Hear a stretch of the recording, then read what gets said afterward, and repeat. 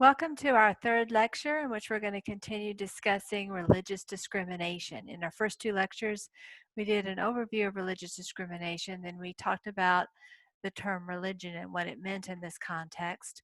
We discussed the prima facie case that is necessary for the plaintiff to make in order to advance in his or her religious discrimination claim. And then we talked about the duty to reasonably accommodate religious uh, uh, employees in their work lives. This duty, of course, is new to us. We haven't talked about the duty to reasonably accommodate other types of claims like race or sex claims because that duty didn't exist. And now we're going to talk about the upward limit of the duty to reasonably accommodate. That is, when a duty to reasonably accommodate becomes an undue hardship, and therefore it's not necessary for the employer to reach that level of accommodation. We'll also discuss a few special cases, including the situation where we have a proselytizing employee and where we have religious harassment. We'll also discuss the special circumstances of a union and how that relates with a religious employee in some cases. And finally, we'll talk about religious organizations and what their duties are under Title VII generally and specifically under religious discrimination theories of cases. So let's begin with the topic of undue hardship. So the issue here is, when does a duty to reasonably accommodate become an undue hardship? When we cross this line, when we cross the green line, we no longer have to accommodate. So this is the area that we have to accommodate. When something is I guess you might say this area down here is when it's really just a matter of not discriminating, but there's really no need to accommodate this type of situation. And here we're to the point that there is some need for accommodation, and it is required for that accommodation to occur. And this is where we get into undue hardship. And this would be reasonable accommodation.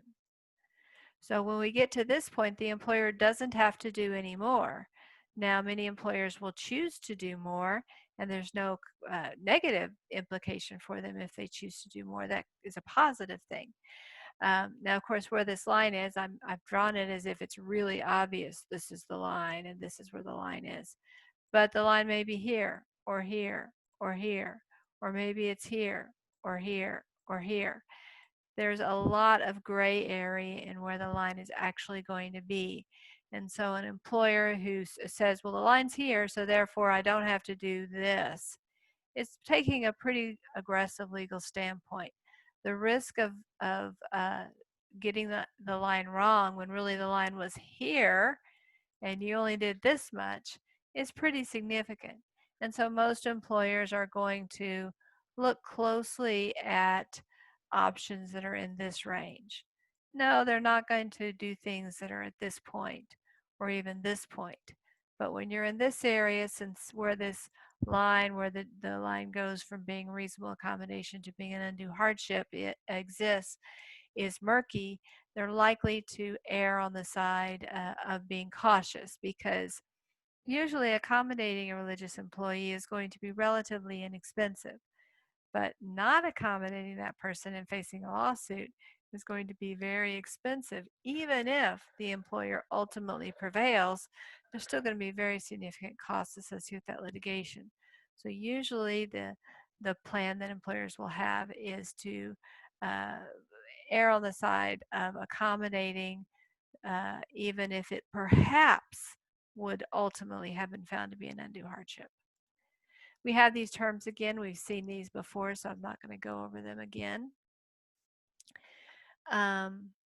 So this is, again, that line that we've talked about, which we have here, where we have the duty not to discriminate, which applies to all Title VII claims, the duty to reasonably accommodate, which applies only to religious discrimination, disability discrimination, and then there's no duty to go over here into the blue area.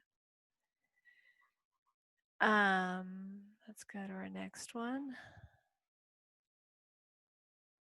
We'll talk more about de minimis in a few minutes, but the duty, at least from a financial standpoint, when we cross over into undue hardship from a financial standpoint is very minor. If it's going to cost really any significant amount of money at all, then it will qualify as an undue hardship, at least for religious discrimination, not for disability discrimination. These are factors, we've already talked about these in the past.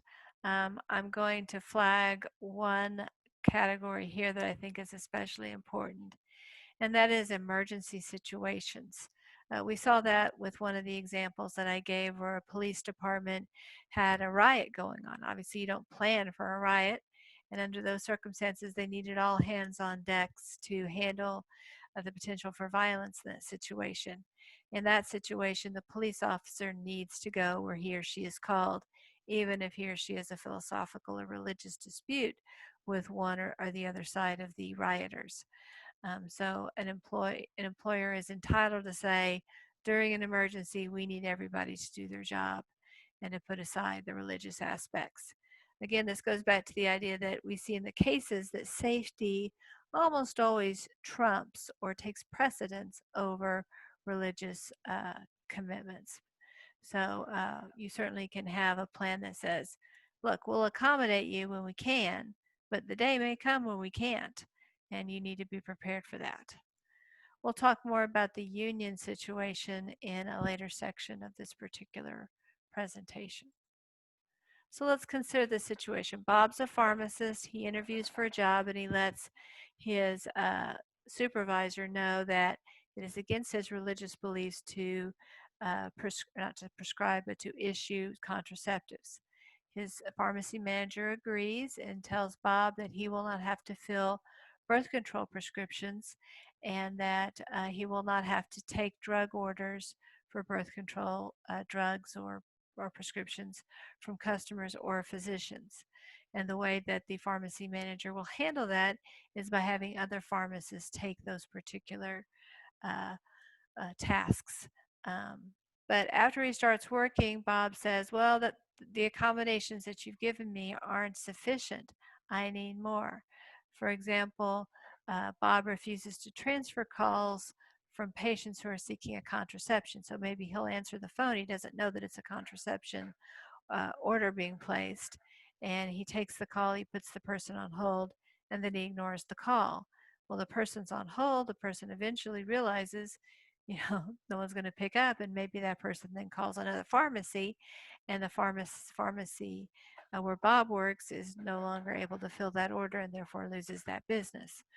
You may also have a customer that's pretty unhappy, and it may result in some kind of complaint. And you can see that the customer service implications are pretty foul in that particular situation. Similarly, when a person walks up wanting birth control drugs at the pharmacy counter and Bob is responsible for doing that, instead of calling another pharmacist to assist that customer, he just walks away. And you can imagine the customer is not going to be too happy and very likely will leave the pharmacy and go to a different place. So therefore, more business is lost under those circumstances. So the manager relieves Bob of the counter duty, but he doesn't relieve Bob of the phone duty because that's the primary way that the pharmacy gets its orders. And the phone is ringing all day long, and it's just not possible to have a pharmacist who never has to take a telephone call, and you don't know beforehand whether the telephone call is going to be for a contraceptive device or some other non-contraceptive device. So the pharmacist the pharmacist manager says, okay, you don't have to do the counter duty, but you do have to take the telephone calls. And when you get a call for a contraceptive, you don't have to take the order, but you do need to put that person on hold and alert a pharmacist who is able to take that order that there is an order that he needs to handle. He needs to talk to that customer, that doctor's office. Bob refuses to take on that phone responsibility, and so Bob is dismissed under those circumstances. Given how much the manager has acquiesced, it seems pretty clear that to allow Bob to just walk away from the telephone call when it's a contraceptive order would be an undue hardship for the business. So I think the manager has done all that is necessary. And I think you could argue that the pharmacist manager has perhaps done more than is necessary. Now, where the line would be is going to depend upon how many pharmacists are there at a particular time. If Bob were the only pharmacist there at a particular time, then I think the pharmacy manager might well be able to be more requiring of Bob. If, on the other hand, there are five, let's say it's a very large pharmacy, maybe there are 5 pharmacists on duty at a particular time, there may be, what the manager did might be quite reasonable and, in fact, necessary. So you have to consider, again, and I think that was one of the things on our list, you have to consider the volume.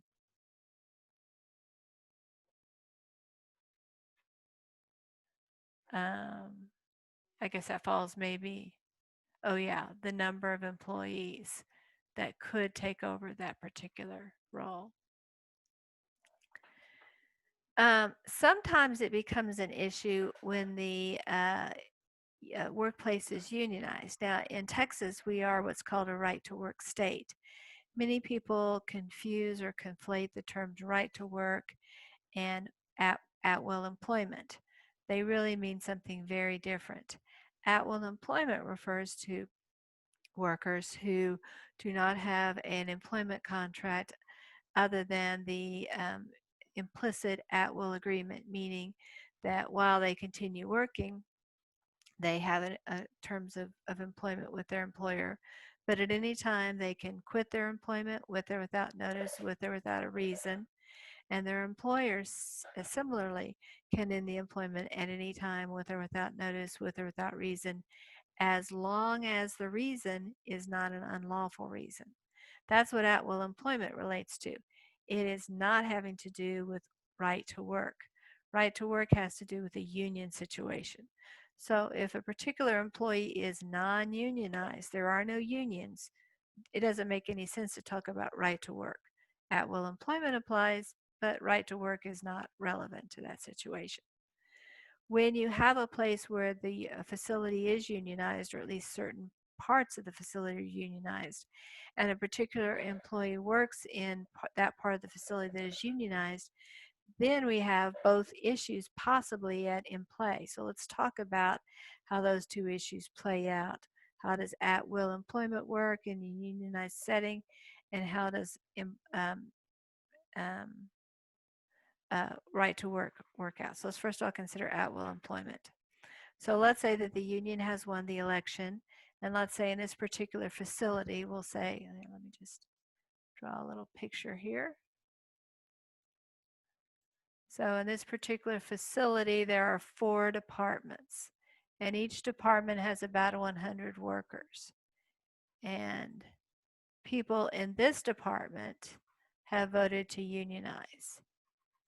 So this is a unionized group, this is a non-union group, this is a non-union group, and this is a non-union group. We'll say that 60 of the 100 voted to unionize. All you need is one more than half of the people who actually voted. So let's imagine that only 90 voted and 46 voted to unionize. Well, even though that's less than the total number of workers, less than half of the total number of workers, it's more than half of the number of workers who voted. And so therefore, that particular unit, this department here, will now be unionized. We'll call this Unit C. So this is A, B, C, and D. So the fact that C has become unionized does not directly affect workers in A, B, or D, although obviously they are likely to be working with the workers in Section C. So once a union goes into effect, the union is the bargaining agent for all 100 workers, for those who voted yes, for those who voted no, for those who didn't vote at all, even for those who come to work in the facility after the union election and didn't have a chance to vote one way or the other. So Department C is now going to have its bargaining agent, which is the union, negotiate with the employer to arrive at a collective bargaining agreement. Collective bargaining agreement is a contract.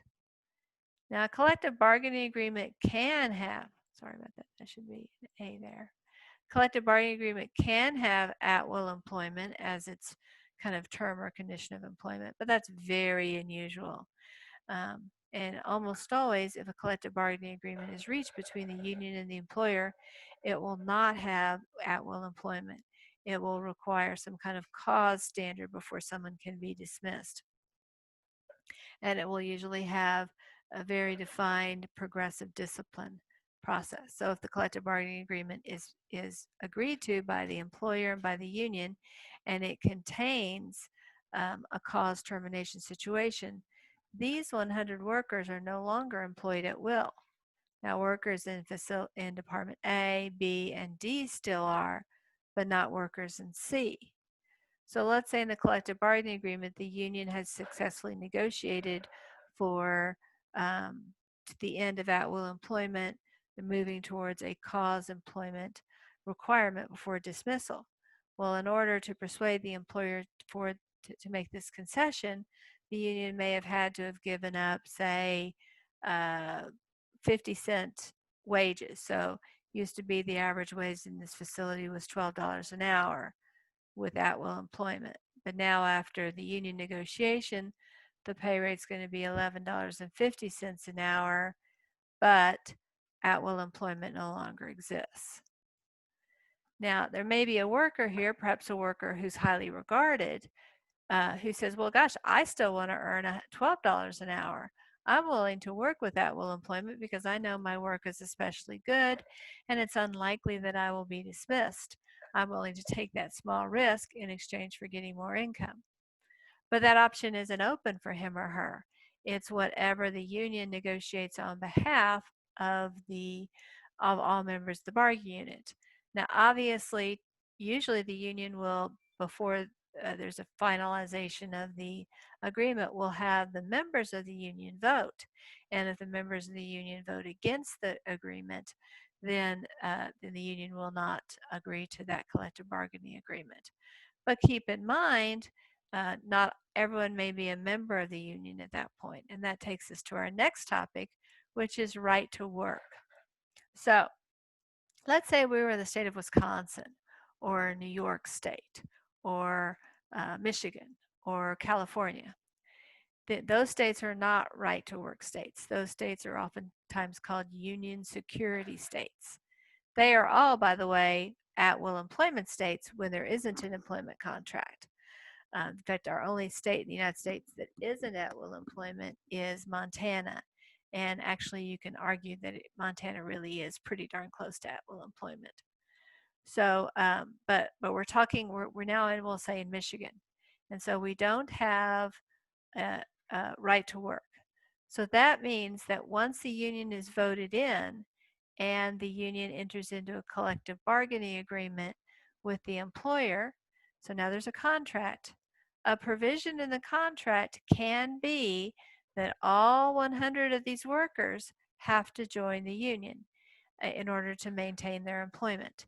If there's a worker out of this 100 who refuses to join the union, then the employer can be required under the terms of the collective bargaining agreement to fire that particular worker. Now, again, the employer doesn't have to agree to that language in the collective bargaining agreement. But if the employer does agree to that language, then any one of these 100 workers who insists upon not joining the union will need to be dismissed. So that's what's called a union security clause. In other words, it gives security to the union that the union will have all of these workers, all 100 of these workers, continue to be members of the union and therefore to be paying union dues. And of course, union dues are the ways that the union supports itself. The union has over, over, what do you call it? Expenses that it has to pay. It's got employees, it's got other tasks that it costs money to run a union. And so this is its mechanism of raising money. Just like a law firm raises its money by billing its time, a union raises its money by having its members pay union dues.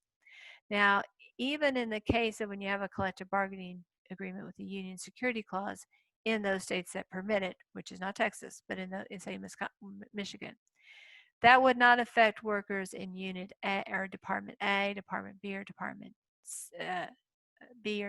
D. Only workers in the actual bargaining unit would be required to join the union.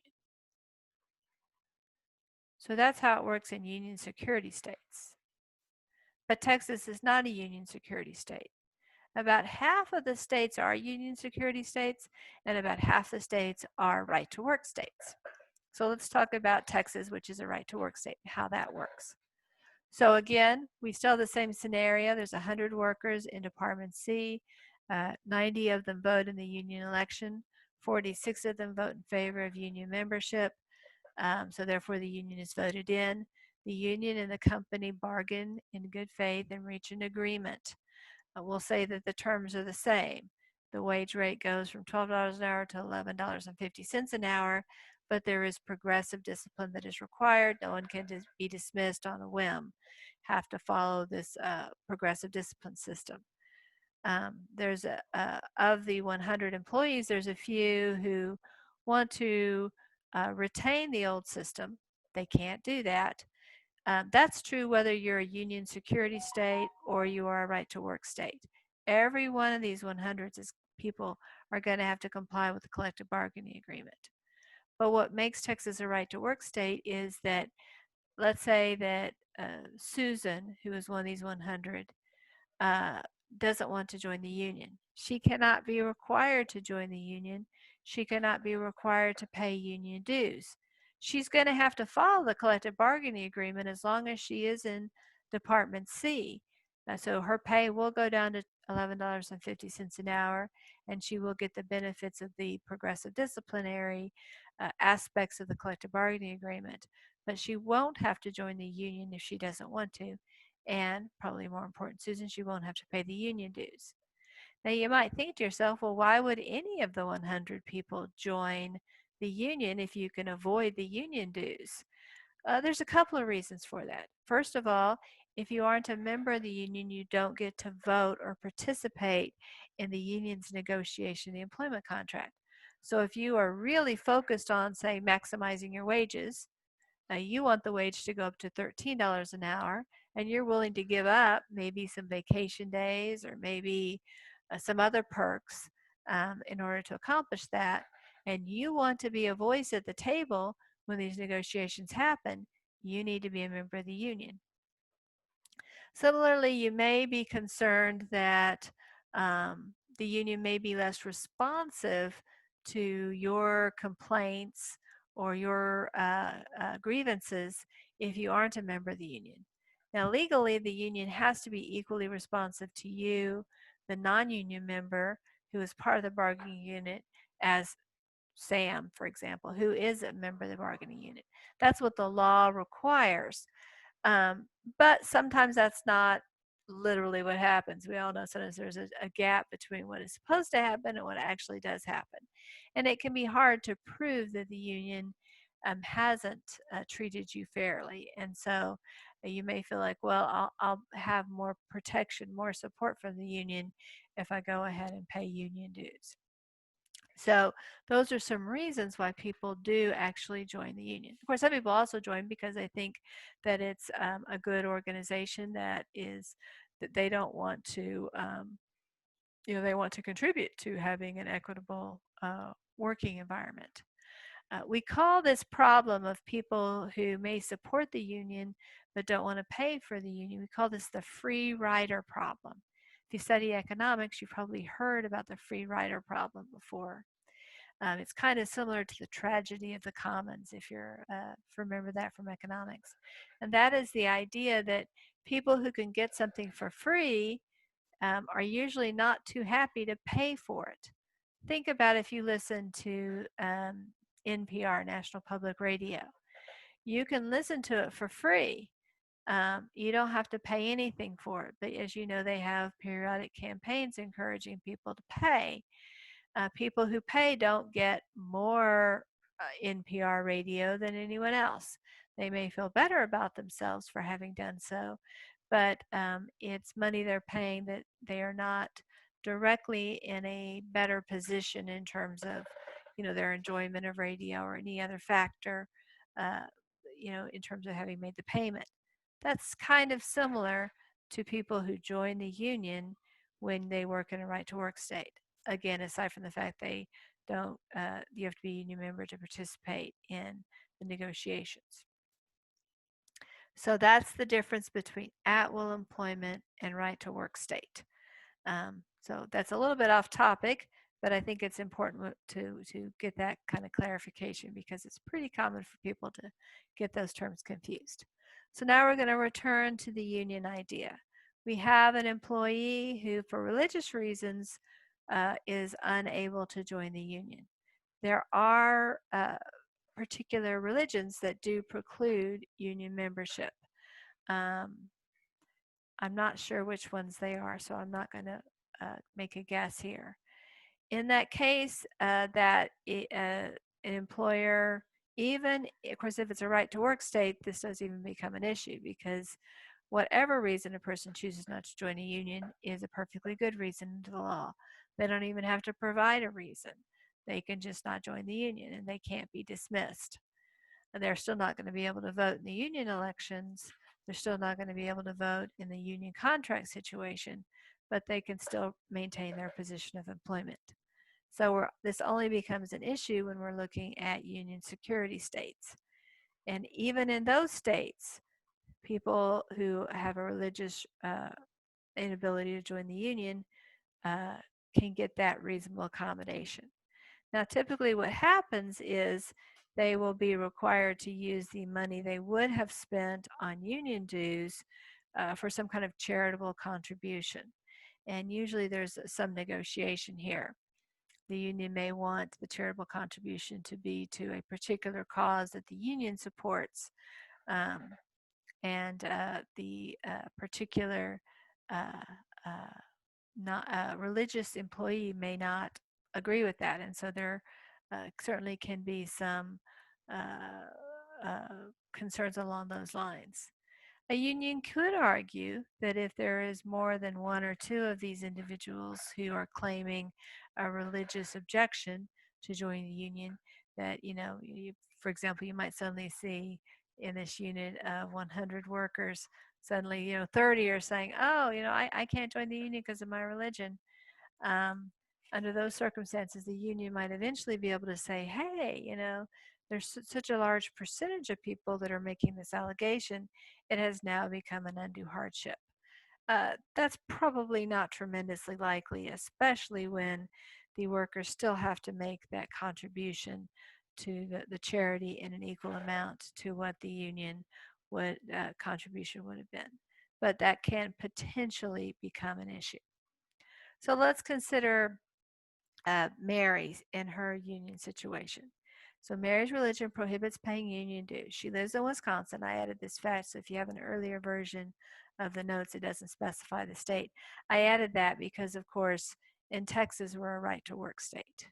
But in Wisconsin, it's not a right to work state. It's a union security state. So she's been hired to be a truck driver. And in this particular state, the collective bargaining agreement requires that all of those workers for this particular employer have to join the union within 90 days of accepting employment.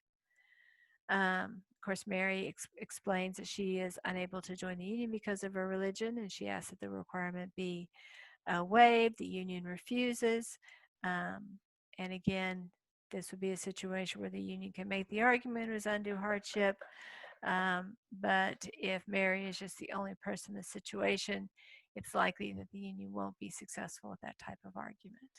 And Mary can continue her employment paying what would have been her union dues to some other charitable situation.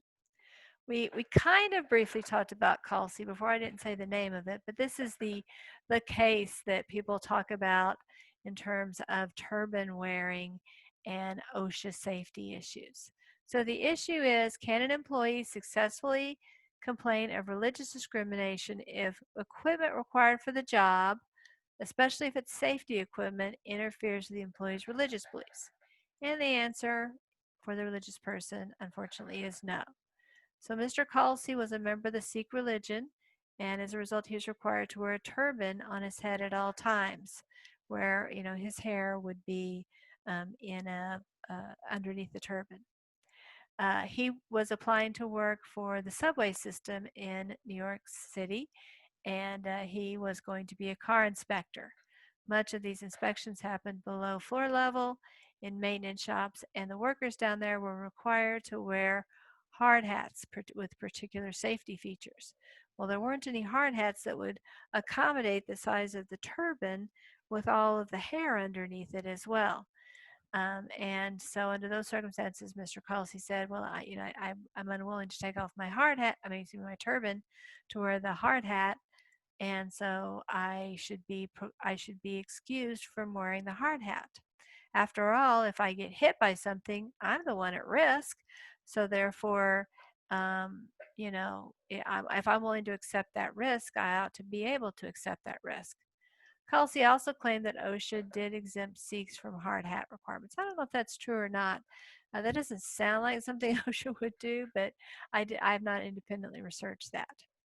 So the employer, though, the New York Transit Authority, said, nope, you have to wear the hard hat. You have to take off the turban and put on the hard hat. And that's just the deal. If you want this job, since Kelsey was unwilling to do it, he was dismissed. So the court agreed with the transit authority, saying, look, yes, it is true that if Kelsey is hit by something, it will be his head that's injured, no one else's. But it's not fair to say that he's the only one who's bearing the risk. For one thing, if he is injured, he would be entitled to workers' compensation benefits, which would be an expense for his employer to bear in terms of an increased experience rating from the workers' compensation carrier. Just like any other insurance policy, the more you use the policy, the more claims you file, the higher your premiums go up. And so if Kelsey were to, God forbid, be injured by a falling object on his head, and then obviously a claim would need to be filed for his damages, for his health issues, that would count as a claim. And so the New York City Transit Authority would expect its premiums to go up as a result of Kelsey's claim. So Kelsey's would obviously be the person who'd be injured, but his employer would bear some of the financial burden of that injury. In addition, if Kelsey were hit by something in the tunnels that hit his head, his workers would need potentially to rescue him because perhaps he would be knocked unconscious, or he might be buried under debris that he could have escaped from if he had been wearing his hard hat. So the workers would have to enter into perhaps an unstable part of the tunnel system to rescue him, thereby putting themselves at higher risk. And so it would be not just Kelsey at risk, but his coworkers as well. So for those reasons, the court said that the employer would not be required to hire Kelsey if Kelsey was unwilling to wear the helmet. Again, this is an example of safety trumping religion. You don't need to know the name of this case, but I think this is a really good case to keep in your mind when you're trying to keep track of the importance of safety and how courts look upon safety.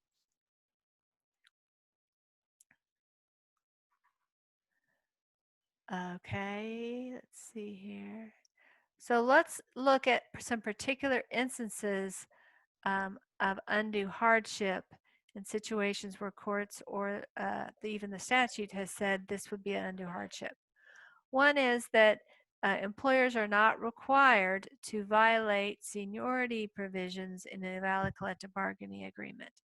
We'll see this in just a second in the Hardison case, but let's go through what I mean theoretically when I say this. So imagine that I'm a relatively newly hired employee. I don't have enough seniority to bid for shifts that would involve me not having to work on Saturdays. As you can imagine, those shifts would be more desirable. Even people who aren't religious usually do want their Saturdays off work. And so those would be more popular. So people that had more seniority would bid for those shifts. The people with less seniorities would typically be working the Saturdays.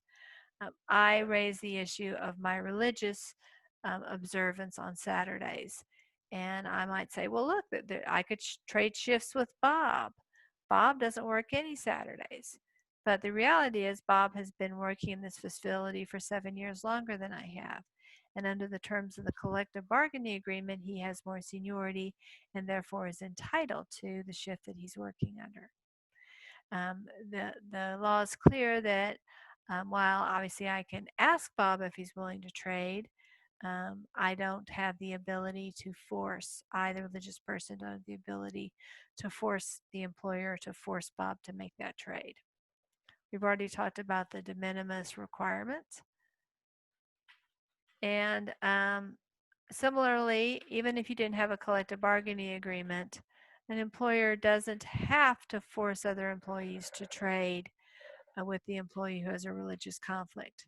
Now, many employers will force or at least try to coax employees to make the switch.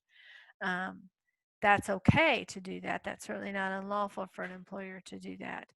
But an employer who says, look, I'll try to get somebody to switch with you, but if they all say no, you still got to work your shift if I can't get a replacement. That is usually considered adequate, reasonable accommodation. And here we have the Hardison case. You do need to know this. I posted it on Canvas. You do need to know its name, its holding, and its significance to employment law. And again, this case tracks very much with this scenario here.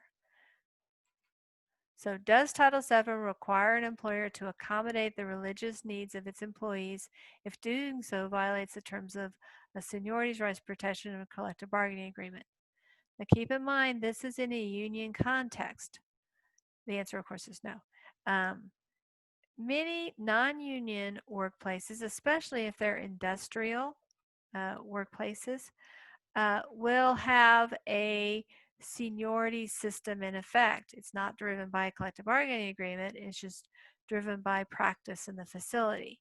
It's somewhat of an open question whether Title VII would require an employee to accommodate the religious beliefs if it violates that custom in the workplace to honor seniority rights. But certainly when a collective bargaining is in play, those seniority rights can be followed even if it does result in the religious employee not getting the accommodation he or she would like. So Hardison is the employee, and he would, according to his religion, needs his Saturdays off. His employer fires him because Hardison is unwilling to work on Saturdays. Hardison was subject to a collective bargaining agreement. The more senior workers got to choose their shifts. Initially, he was transferred to another position, so there was some attempt to accommodate him, but even in that new position, sometimes Saturday work was required. Hardison said, well, what if I only worked 4 days a week? Maybe his shift was Tuesday, Wednesday, Thursday, Friday, Saturday. Well, I'm willing to work just Tuesday, Wednesday, Thursday, Friday. In other words, I'll work 32 hours a week. I'll obviously only be paid for 32 hours a week, but TWA rejected that proposal. I think it would have potentially been reasonable for TWA to accept that proposal, but and I'm not exactly sure why they didn't. It might have been due to the terms of the collective bargaining agreement, though. The Supreme Court determined the employer had made a reasonable effort at making accommodation and held in favor of TWA. And this is where the language in this case is where we get the de minimis burden. If it's more than de minimis, it has created an undue hardship. And again, undue burden, I'm sorry, is what I should say. And again, we're looking at a different standard than we have with the Americans with Disabilities Act. And this is probably the most important reasonable accommodation U.S. Supreme Court case that we have relating to religious discrimination. So now we're going to talk about religious proselytizing and the topic of religious harassment.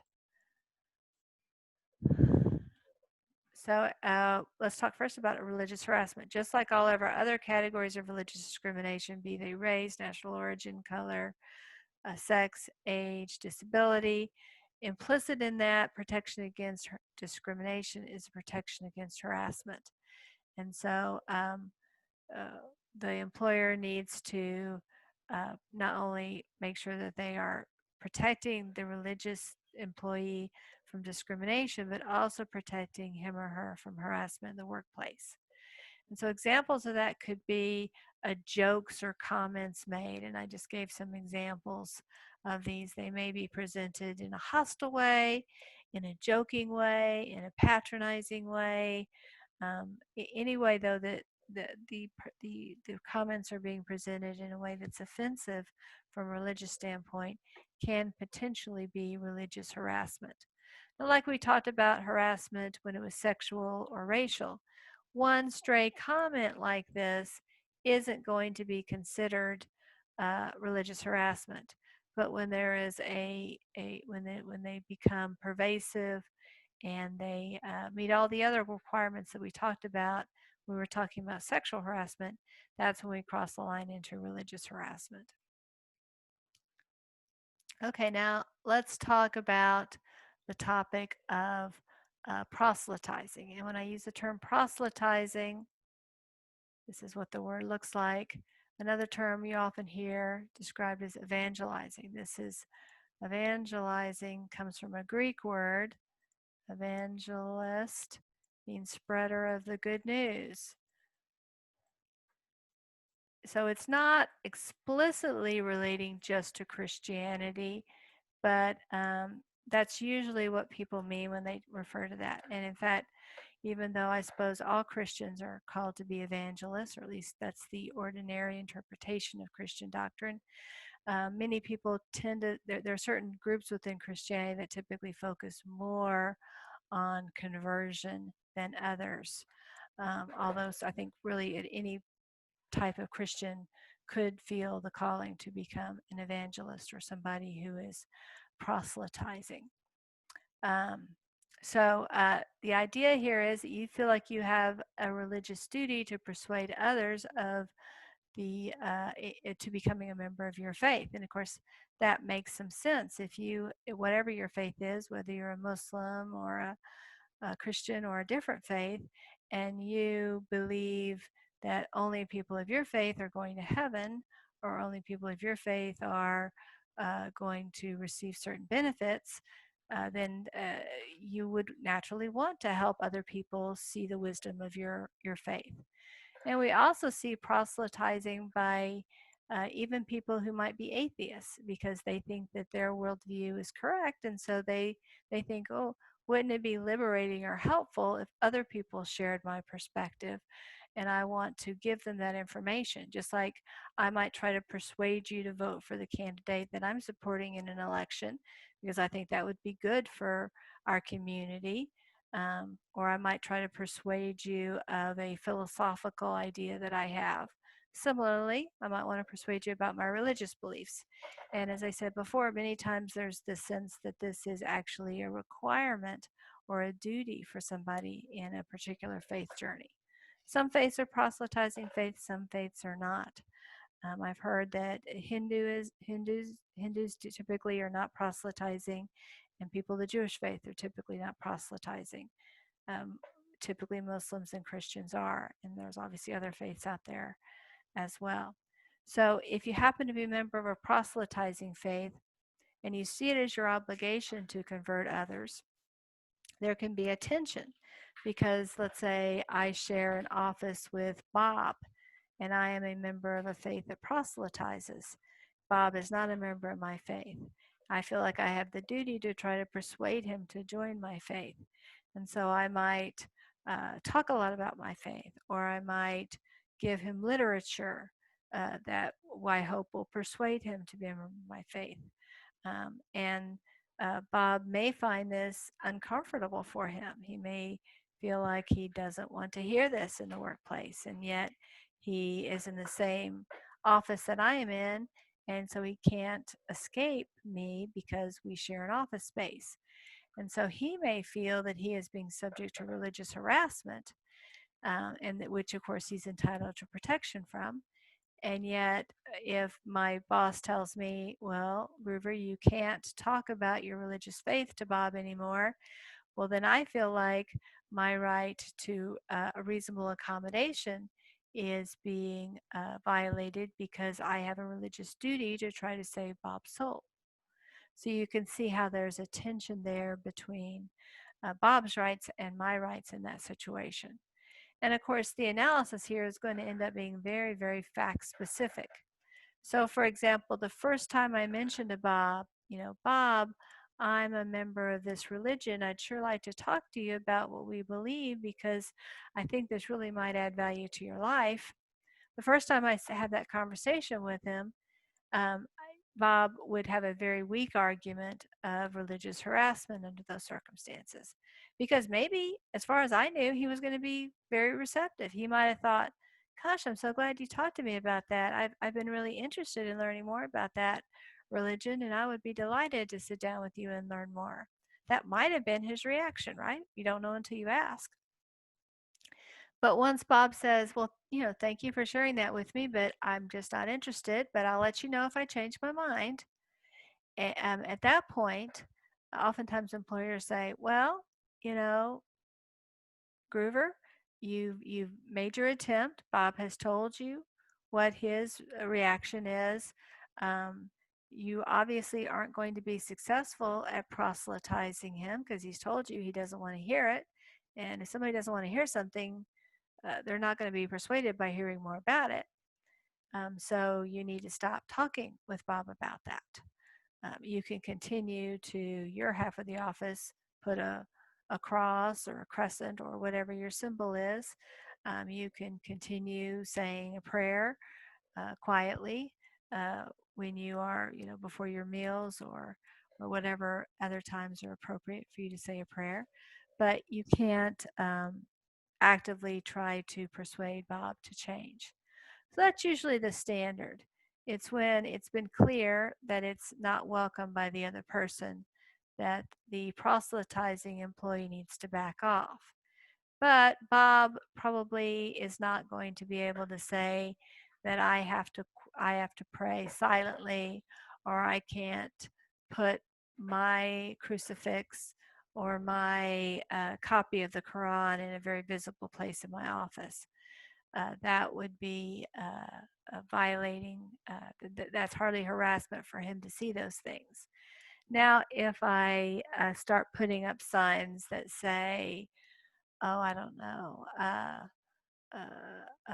homosexuality is a sin, or all people who engage in homosexual acts are not going to heaven, or something like that. And let's say Bob is a homosexual person, under those circumstances, then that raises a new level to the situation. You could say, well, that does feel like that's harassment. And it feels probably like it's directed at me since I'm the person in the office who that most applies to. And so sometimes there can be some challenges with how those relationships play out. Um, with respect to that. So it's a good idea to keep current with the case law to see what courts in your particular part of the country have done with those issues.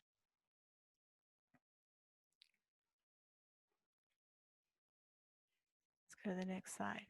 So to avoid liability, employers should have policies that protect employees who do not wish to be repeatedly approached about a particular religion, but also to protect employees whose religious practices are given a hard time by those who believe differently. So, for example, if everybody says, oh, there goes Muhammad, he's praying again, he always seems like he gets a work break, the rest of us have to work all the time, but he gets to take a break, that kind of thing, that would be also a potentially example of harassment of Muhammad in that situation. And if there are places in the workplace where people are allowed to do secular activities like the bridge club or the crochet club, then it's probably a good practice to allow those same places to be used for religious observance, even for religions that may be less popular. Uh, uh, so Bob is a Christian Scientist, which is a type of Christian that is not, or we'll say it's under the umbrella of Christianity, but its beliefs are in pretty significant ways different than what I'm going to say more mainstream. I don't mean that in a derogatory way to Christian Scientists, but more prevalent Christian views. Mary happens to have more common Christian views, and so she sees Bob's Christian Scientist views as putting him outside of traditional Christian doctrine. And so she thinks Bob is probably not going to heaven in that scenario. So Mary is concerned about Bob's immortal soul, and so she starts putting flyers on his desk. She emails him Bible verses. She's inviting him to church. Doing these things in the hope that Bob will leave his particular denomination and join Mary's. Well, Bob eventually asks Mary to stop. But Mary says, well, I can't stop because my religion requires that whenever I see somebody who is not a member of our particular belief system, I have to try to save this person's soul. So Bob complains to his supervisor. If Mary's behavior continues, as long as it's severe or pervasive, then that could be considered religious harassment, even though Mary's intentions to help Bob by, keeping him from a bad outcome upon his death may be laudable. It still means that on a day-to-day basis, Bob is put in an uncomfortable position. And so good practice is to say, Mary, we know Bob's decision. He doesn't want to hear this. So you need to honor that. If you're talking about a public employment situation, in addition to Title VII, there are other protections that religious employees have under the First Amendment, and those have to do with the free exercise of religion. They also prohibit the government from establishing, sponsoring, or supporting religion. That's part of the Establishment Clause. So if we're talking about a state government entity, a local government entity, or a federal government entity, the government has even more obligations to the religious employee to protect him or her, more so than the private employer. So let's look about under federal law what the rules are.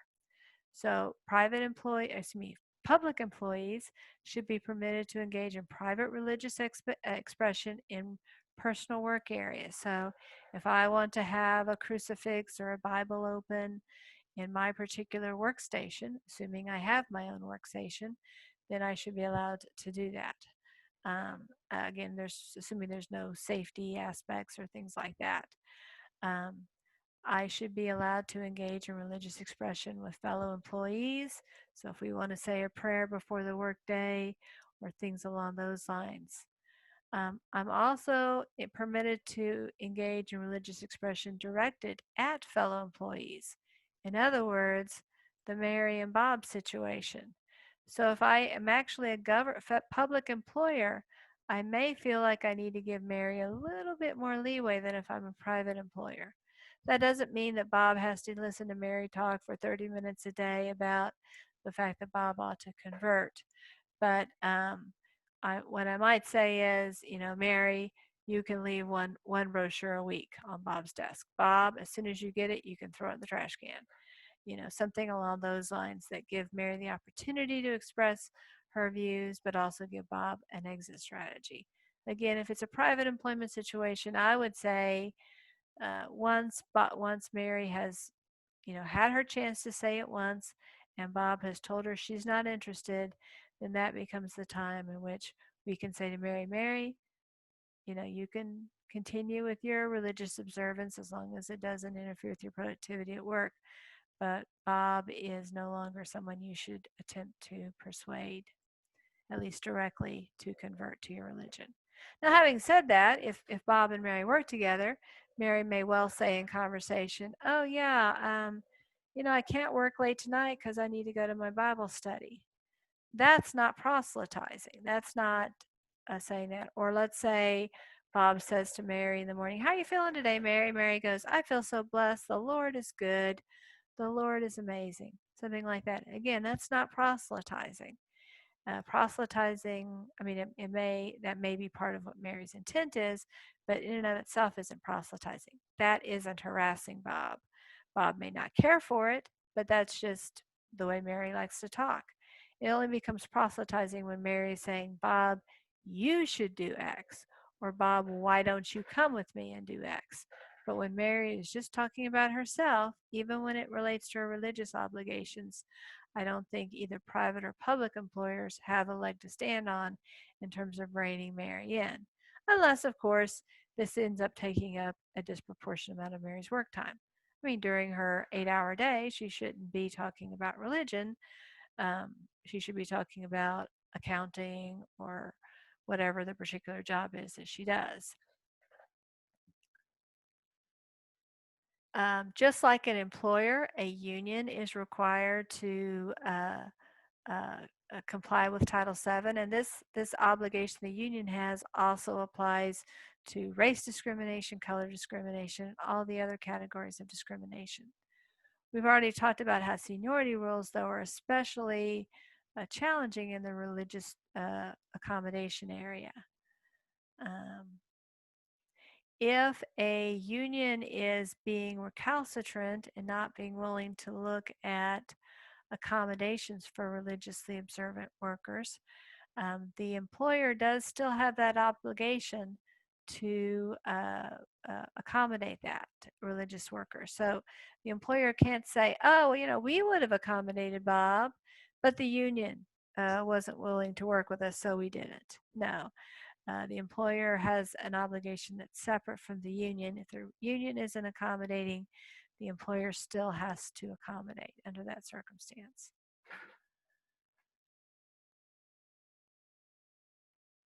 So frequent conflicts that come up in the union situation, of course, we already talked about the union membership situation, and of course, the idea of payment of union dues. The final thing, though, that can become a point of conflict for the religious employee is picketing or striking. Some employees might be willing to be a member of the union, but they may not be willing to picket or strike, or they may feel like they have an obligation to cross that picket line. And sometimes unions will fine union members who cross the picket line. And so, in that situation, if the worker is crossing the picket line because of religious obligations, the union may not be free to fine that person under those circumstances. Again, this is a very complicated topic, so I'm not saying for sure how the law is going to turn out in a particular jurisdiction on this point, just flagging it as a potential issue. So now we're going to talk about the last category, religious organizations. And this one is really, really different than all the other stuff we've talked about. And I've hinted at it a little bit, but this is the one category discrimination that is, I mean, there's really two ways that religious discrimination is different than the other categories. One is the duty to reasonably accommodate undue hardship. But of course, we have this under disability discrimination. But this one really and truly is unique to religious discrimination claims. There's nothing equivalent to it for disability discrimination. And when we go into it, I think it'll be pretty obvious why we have religious organizations in a separate category for the purposes of this. And we really are going to talk about 3 exemptions and exceptions in this area. The first one is one we've already talked about. This one isn't new or necessarily unique to religious discrimination, and that is the idea of a BFOQ, the bona fide occupational qualification. And there can be certain jobs that have to be performed by someone of a particular religion. The classic example is a kosher a butcher shop needs to have at least a rabbi, one rabbi who performs the rituals and certifies the process in order for the food to be designated as kosher. As a result, a person could be very, very excellent in following all the rules, know all the kosher rules, and be very diligent in following them. But if that person is a Buddhist or an atheist or a Presbyterian, he or she cannot certify kosherness. That does require that religious component. And so that would be a BFOQ. There may be other faiths that have similar ideas associated with them. As you can imagine, this is a very narrow and rare exception. One thing I want to flag, though, is just like everywhere else, customer preference can't be a factor. So let's say that I happen to be running a kosher deli. Most of my customers are people of the Jewish faith. Maybe they typically are very observant people of the Jewish faith. I hire somebody who isn't Jewish to make and serve the sandwiches. My customers may say, why didn't you hire a Jewish person to do this? We don't want to come to this deli. We're going to go to the deli across the street that has only Jewish employees. Obviously, there's no way that I can force these customers to continue to frequent my deli, but it would be unlawful for me to then fire my non-Jewish employee, even though his or her preference has cost me a significant amount of business. Customer preference or coworker preference can never be the reason, just like it can't be for race or national origin or age or any of the other categories. Okay, so that's the first one. BFOQ is our first exception or exemption. Our second exception or exemption is going to be the religious organization exemption, and this is statutory. This provision of Title VII exempts from its coverage those hiring decisions made by religious employers on the basis of religion. So, religious organizations are permitted to restrict its employment to people who share its faith. Now, this, of course, seems obvious. If I happen to be in charge of a Lutheran congregation, we obviously want a Lutheran minister to lead our congregation. It would make sense to hire a Hindu uh, religious leader to lead a Lutheran organization. So that's just kind of an obvious requirement. But this religious organization exemption is usually not restricted to the religious leader. It's going to extend broadly within the organization. And many times they'll even extend to positions that you might ordinarily consider very secular, like the secretary or the janitor. People who really maybe not, you can type a letter of it, no matter what your religion is, without concern for the content. And you can clean a bathroom no matter what your religion is without, it doesn't seem like it would impact your religious observance.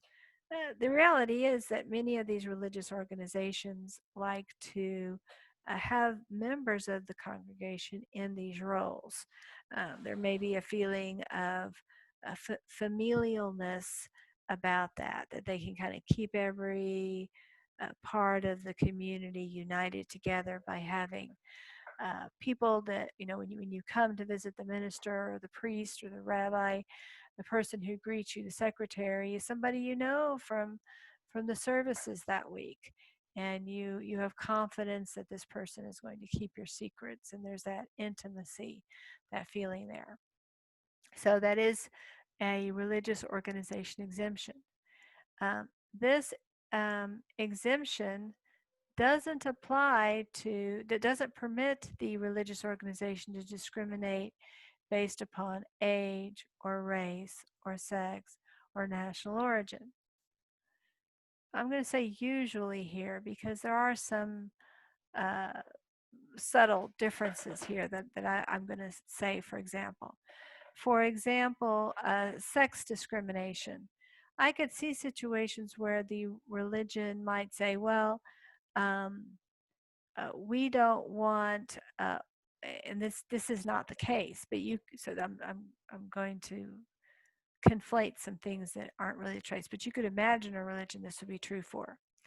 Our ministers remain celibate, and as a result, we don't want them to be in our religion. Our leaders must be male, we'll say, and they have to be celibate, meaning they don't marry, they don't have, relationships, romantic relationships. And we think that in order to assist them in this sacrifice that they're making for their religious life, we think that the staff in our religious communities all ought to be of the same sex, so that they're not regularly interacting with people of the opposite sex, and therefore would be less likely to experience carnal temptation. So you could imagine a religious group having that position. And so I think that religious group could argue that, we only hire male janitors, we only hire male secretaries, we only hire male receptionists because of that doctrinal position. but it would be more difficult to say that for age or race or national origin. I'm not saying it's impossible to, but the key word here might be usually. I think there could be times you could make a distinction there. I'm going to make an argument here that we just don't know where it's going to go, but I'm going to present it as a possibility of how the court might treat this matter going forward. So we know with the Bostick case, which we talked about in the sexual orientation and gender identity module, we talked about how that defined the term sex to include sexual orientation and gender identity. So theoretically in this category, now we could imagine this being sexual orientation and gender identity being included in this category. But you can imagine that there are going to be some or many religious organizations who think that same-sex sexual contact is not consistent with their religious views.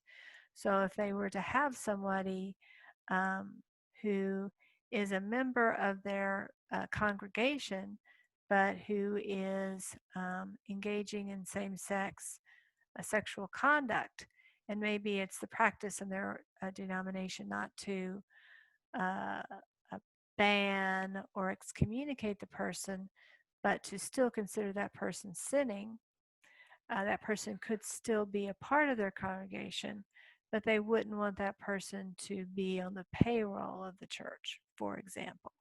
So it will be interesting to see how that will play out in the future when when we see more cases that have interpreted Bostick. So this is an area we're just not quite sure where the courts are going to come down on that. Now we're going to look at the third category, and that is, or actually we won't get to the third category quite yet. So let's talk more about the second category. So it's not unusual, especially with very large churches, for the church to have additional services or functions in the church that perhaps are usually not considered strictly religious. For example, there might be a bookstore, there might be a workout facility, there might be a daycare facility. I've even heard of churches that have like a coffee or a cafe type place where people can grab something to eat or something to drink in their church. And so they might have staff there that are paid just like normal employees. And so the issue could be, well, what if those individuals, what if the employer says, well, we only want to hire people who are a member of our congregation for those roles? And probably those churches and synagogues, et cetera, can discriminate on the basis of the religion. They can prefer members of their denomination or their religion over people from other religions who might, in theory, be more qualified to be a teacher at the daycare center, to be a salesperson in the bookstore, to be a fitness coach at the athletic club.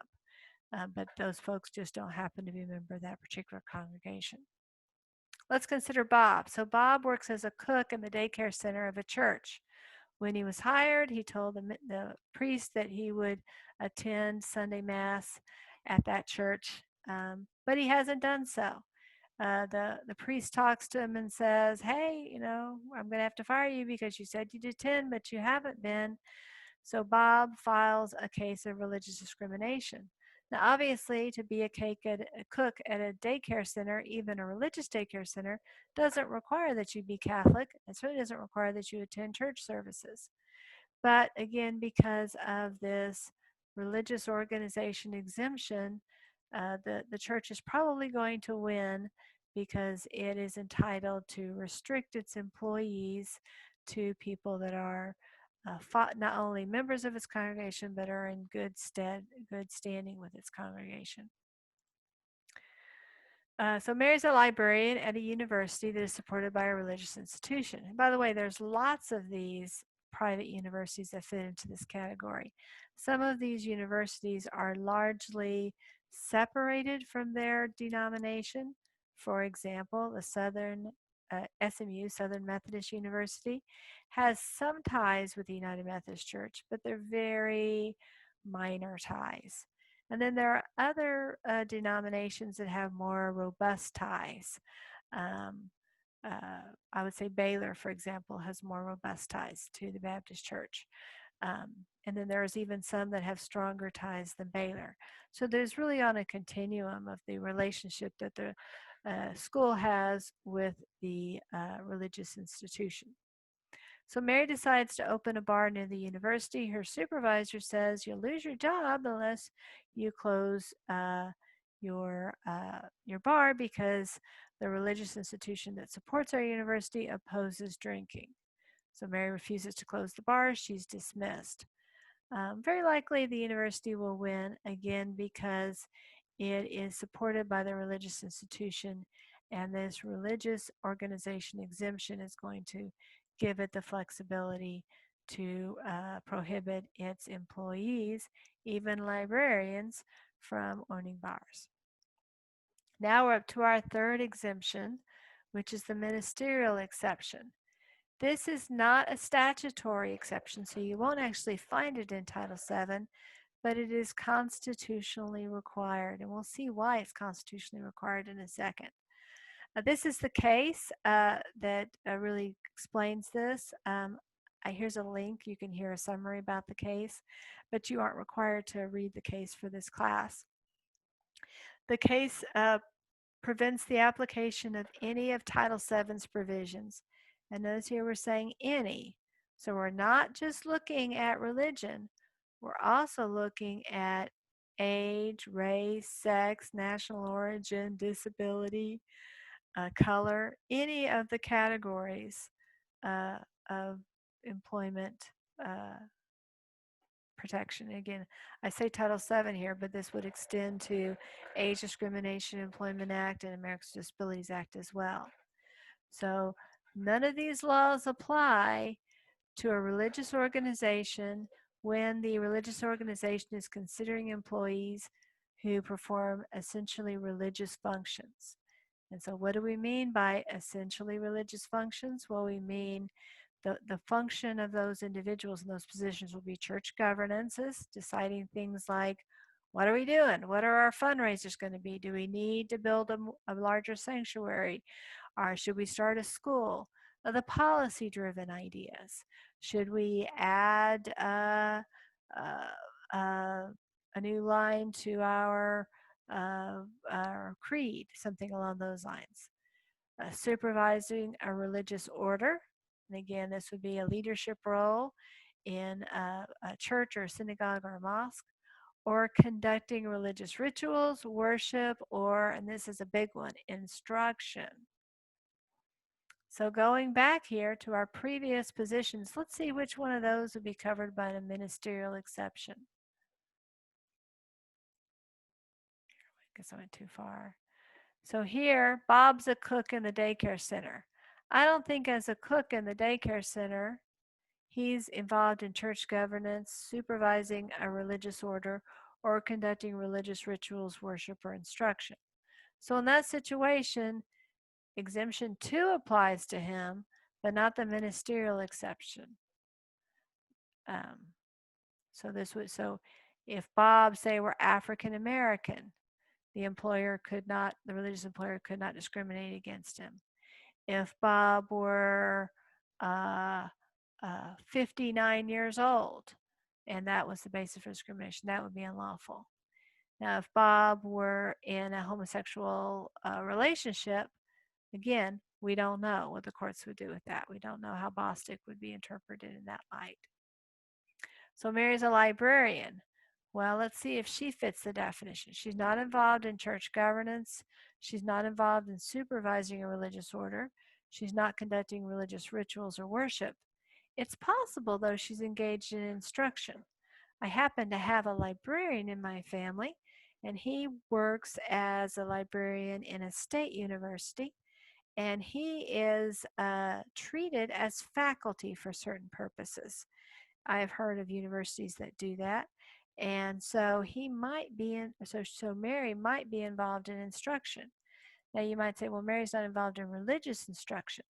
And they might segregate the librarians so that there are certain librarians who cover, maybe this librarian handles the the sciences, and this librarian handles the engineers and with their library work, and this librarian handles various fields.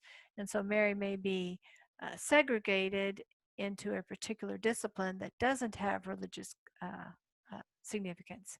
But let's say she's assigned to support the seminarians in their work.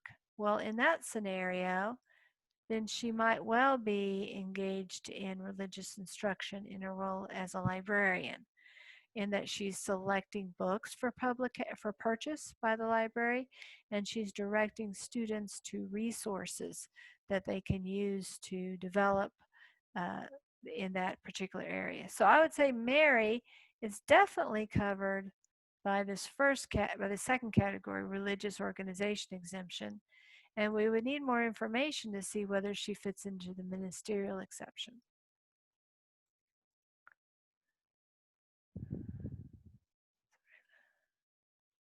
So this ministerial exception applies not only to religious activities, but to secular endeavors such as schools associated with religious organizations, hospitals, shops within that, for example, a shop within a hospital, um, at least when they are nonprofit organizations. But of course, not all employees will be covered. The janitors, the secretaries aren't going to be covered. If I am a teacher, let's say I'm a school teacher, a high school teacher in a religious private school, and I teach PE, uh, it's unclear whether I would fall into this ministerial exception or not. It would probably turn upon the practices within this school. For example, if I am supposed to lead a prayer before or after class, then I probably am a minister for this purpose. If I am responsible for making sure the values of the religious values are being followed. For example, again, if I'm a PE person, I'm making sure that my students are dressed modestly and following the dress code, or if I'm supposed to make sure that they are following our religious tenets about um, being kind to others and things like that. And I'm supposed to perhaps cite scripture or religious precepts when I see students quarreling or not being good sportsmen or sportswomen. Then I may well I might be a minister and fall into this ministerial exception. On the other hand, if at this particular school the sports are really handled just like any other sport, there's no prayer, there's no particular emphasis upon scripture in the performance of the PE activities, then I may not be considered under the ministerial exception. But of course, I'll still be covered under the religious organization exemption. So again, there's a lot of gray areas here, but the good news is that most of us aren't going to spend a lot of our time representing religious organizations. And so where there's gray area and you happen to have that somewhat unusual client, you're going to want to spend some more time seeing where is the case law today in my particular jurisdiction. So now we have completed our topics. We've talked about what religious discrimination is, what religion is, what the prima facie for religious discrimination and failure to reasonably accommodate claim might look like, what the duty to reasonably accommodate is, and what its upper limit, undue hardship is. We've discussed topics of religious harassment and proselytizing. We've also talked about a union and its duties with respect to religion. And finally, we've talked about the special case of religious organizations and what they what their responsibilities are and where they have additional flexibility in terms of their employees under those circumstances. Let's close by looking at some management tips.